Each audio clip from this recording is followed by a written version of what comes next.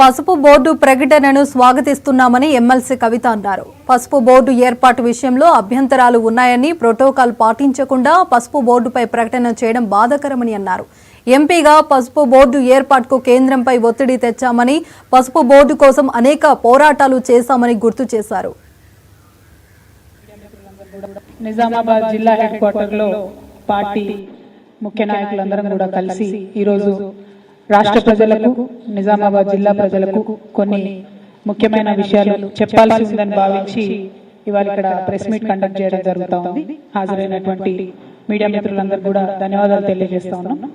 గౌరవ మాజీ మంత్రివర్యులు ప్రశాంత్ రెడ్డి గారు, స్థానిక అట్లానే గౌరవ నాయకులు పెద్దలు, మాజీ ఎమ్మెల్యే గారు బాజిరెడ్డి గోవర్ధన్ గారు, అట్లానే మేయర్ గారు నీతి కిరణ్ గారు, అలీం బాయ్ గారు, విఠలరావు గారు, హాజరైనటువంటి తమ్ముడు జగన్ గారు, శిల్పరాజు గారు, అందరికీ పేరు పేరున ప్రతి ఒక్కరికి కూడా హృదయపూర్వకంగా నమస్కారాలు తెలియజేస్తున్నాను. సీనియర్ నాయకులు కొత్తూరు లక్ష్మారెడ్డి గారు, నవీద్ ఇక్బాల్ గారు, అట్లానే హాజరైన వారందరికీ ధన్యవాదాలు. జిల్లాలో ఇట్లా ఈరోజు జిల్లాలో ఉన్నటువంటి ప్రతి ఒక్కరు కూడా మనం చూసినాం.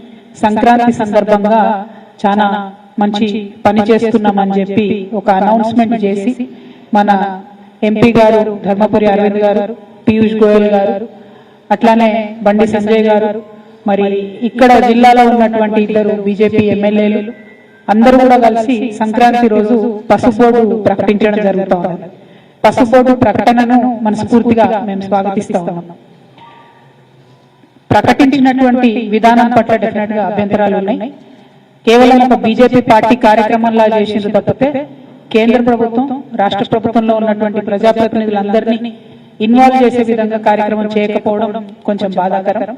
ఎందుకంటే ఏ ఒక్క ప్రోటోకాల్ గానీ పద్ధతిని గానీ పాటించకుండా బీజేపీ మంత్రులు, బీజేపీ ఎమ్మెల్యేలు కూర్చొని, బీజేపీ ఎంపీ కూర్చొని మరి అనౌన్స్మెంట్ చేయడం జరిగింది.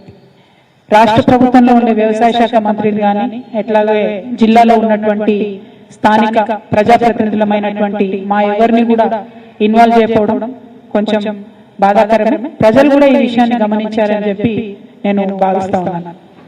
ఇవాళ పసుపు బోర్డు గురించి చాలా విషయాలు ఆ రోజు మాట్లాడడం జరిగింది.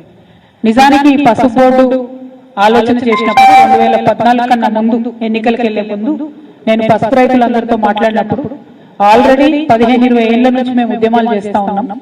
కానీ ఎవరు కూడా పట్టించుకుంటలేరు. అప్పటికే అధికారంలో ఉన్నటువంటి 10 ఏళ్ల నుంచి అధికారంలో ఉన్న కాంగ్రెస్ పట్టించుకోలేదు.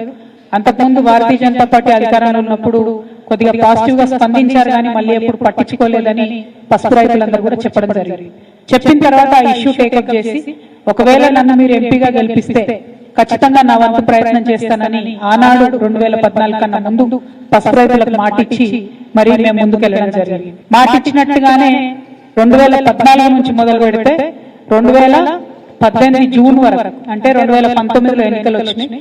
దాదాపు మళ్ళా ఎన్నికలు వచ్చే వరకు 5 సంవత్సరాలు నేను పార్లమెంట్ సభ్యురాలుగా ఉన్నప్పుడు చేసినటువంటి కార్యక్రమాలన్నీ కూడా ప్రెస్ మిత్రులందరూ కూడా మరి ఒక 30 డాక్యుమెంట్లు దాదాపుగా మీకు అందించడం జరిగింది.